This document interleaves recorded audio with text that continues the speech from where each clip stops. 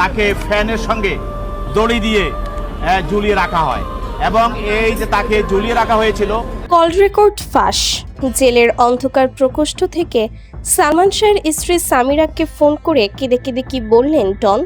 দর্শক, বাংলাদেশের বিনোদন জগতের ইতিহাসে আজ যেন এক অবিশ্বাস্য, অভাবনীয় এবং রীতিমতো গা শিউরে ওঠা প্রলয়ঙ্করী ঘটনার জন্ম হলো। দীর্ঘ ৩০ বছরের জমাট বাঁধা রহস্যের জালে আজ এমন এক শ্বাসরুদ্ধকর মোড় এসেছে যা দেশের কোটি কোটি মানুষকে আক্ষরিক অর্থেই স্তব্ধ করে দিয়েছে। আপনারা সবাই জানেন, ৯০ দশকের অমর নায়ক সালমান শাহর সেই কালরাতের অন্যতম প্রধান অভিযুক্ত ডন যখন সুকৌশলে দেশ ছেড়ে পালানোর চেষ্টায় ইমিগ্রেশনে ধরা পড়ল, তখন চারদিকে এক বিশাল আলোড়ন সৃষ্টি হয়েছিল। কিন্তু সেই নাটকীয় গ্রেফতারের পর এবার জেলের অন্ধকার প্রকোষ্ঠ থেকে এমন এক চাঞ্চল্যকর তথ্য সামনে এলো যা শুনলে আপনার মাথার চুল রীতিমতো খাড়া হয়ে যাবে। আইনের হেফাজতে বসে থাকাকালীন ডন অত্যন্ত গোপনে সব কড়া নিরাপত্তা বলয়কে বৃদ্ধাঙ্গুলি দেখিয়ে সরাসরি ফোন করেছে বিদেশে পালিয়ে থাকা সালমান শাহর স্ত্রী সামিরাকে। আর সেই কল রেকর্ডের প্রতিটি শব্দ আজ পুরো দেশের মানুষের মনে নতুন করে এক মহা ভূমিকম্পের জন্ম দিয়েছে। কি এমন কথা বলেছিল ডন? কেন সে সামিরার কাছে ছোট বাচ্চার মতো কাঁদতে কাঁদতে ক্ষমা চেয়েছিল? কেন সে বুক ফাটা আর্তনাদ করে বলেছিল, আমি আর নিতে পারছি না সামিরা, সবকিছু ফাঁস করে দেব? চলুন আজকের এই অত্যন্ত দীর্ঘ, শ্বাসরুদ্ধকর এবং রোমাঞ্চকর প্রতিবেদনের মাধ্যমে সেই ফাঁস হওয়া চাঞ্চল্যকর কল রেকর্ডের ভেতরের কথা একেবারে শুরু থেকে শেষ পর্যন্ত বিস্তারিতভাবে জেনে নিই। দর্শক, একটু পেছনের দিকে তাকালে বুঝতে পারবেন ডনের বর্তমান মানসিক অবস্থা ঠিক কেমন।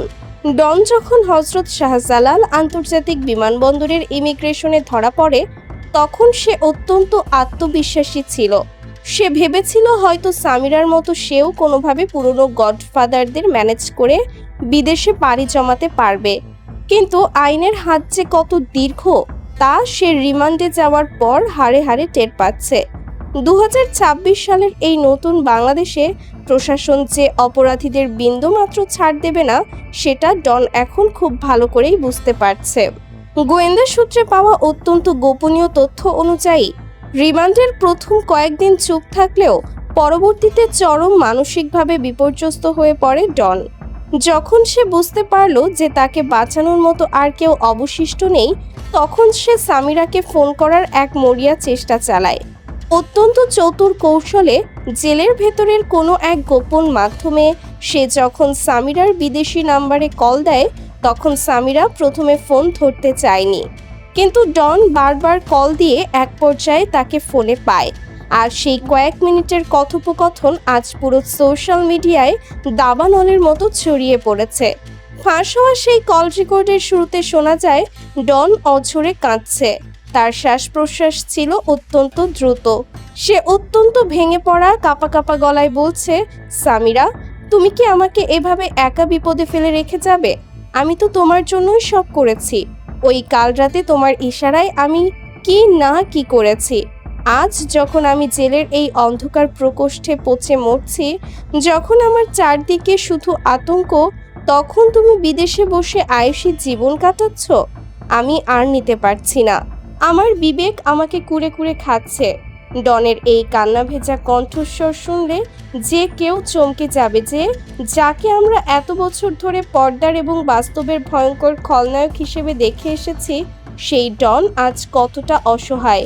সে সামিরাকে বারবার অনুরোধ করছে, সামিরা, তুমি অন্তত মুখ খোলো। ওরা আমাকে রিমান্ডে যা যা জিজ্ঞেস করছে তার উত্তর দেওয়ার মতো মানসিক ও শারীরিক শক্তি আমার আর নেই। তুমি কি চাও আমি সব বলে দিই? তুমি কি চাও তোমার এবং আমার ওই রাতের সব গোপন কথা, ১২ লাখ টাকার সেই চুক্তির কথা আমি গোয়েন্দাদের সামনে ফাঁস করে দিই? ডনের এই কথার পরই ফোনের অপর প্রান্ত থেকে সামিরার যে কণ্ঠস্বর শোনা যায় তা ছিল অত্যন্ত শীতল, হৃদয় এবং পাথরের মতো কঠিন। সামিরাকে অত্যন্ত তাচ্ছিল্যের সুরে স্পষ্টভাবে বলতে শোনা যায়, ডন, তুমি নিজের ভুল নিজে করেছ। তুমি ভেবেছিলে তুমি সব সামলাতে পারবে, কিন্তু তুমি চূড়ান্তভাবে ব্যর্থ হয়েছ। আমি অনেক আগেই তোমাকে সাবধান করেছিলাম আমাদের মধ্যে যেন কোনো চিহ্ন বা যোগাযোগ না থাকে। এখন তুমি যদি নিজে বাঁচতে চাও তবে নিজের দোষ নিজে স্বীকার করে নাও।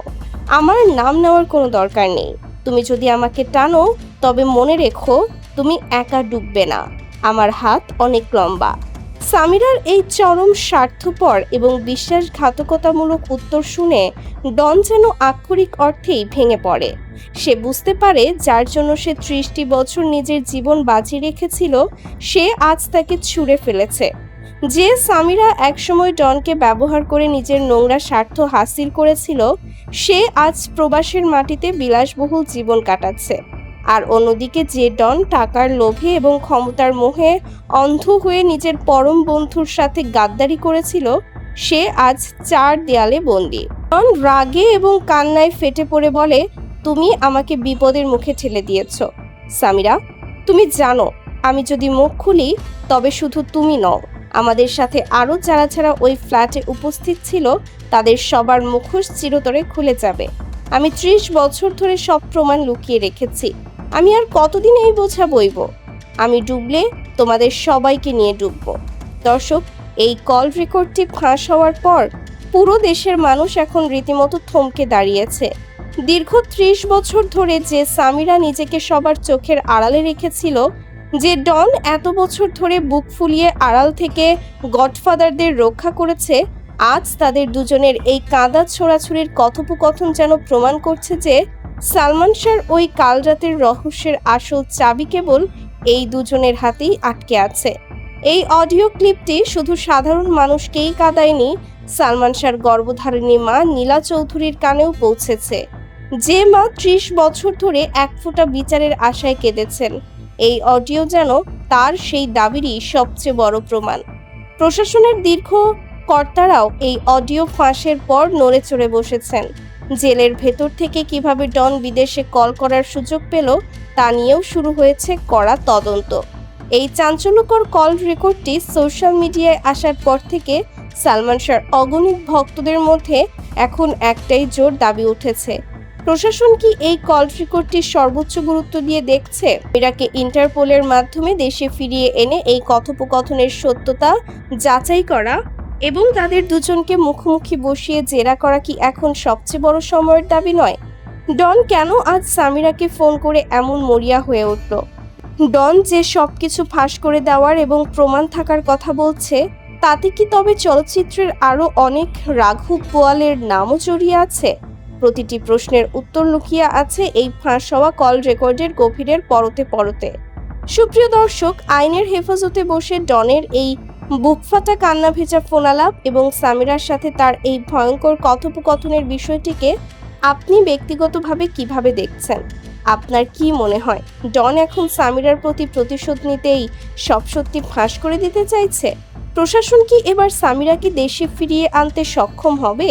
আপনাদের অত্যন্ত সুচিন্তিত, যুক্তিপূর্ণ এবং মূল্যবান মতামতটি অবশ্যই নিচে মন্তব্যের ঘরে লিখে জানাবেন। প্রতিবেদনটি ভালো লাগলে একটি লাইক দিন এবং বিনোদন জগতের এই শতাব্দীর সবচেয়ে বড় রহস্য উন্মোচনের খবরটি সবার কাছে পৌঁছে দিতে ভিডিওটি প্রচুর পরিমাণে শেয়ার করে ছড়িয়ে দিন।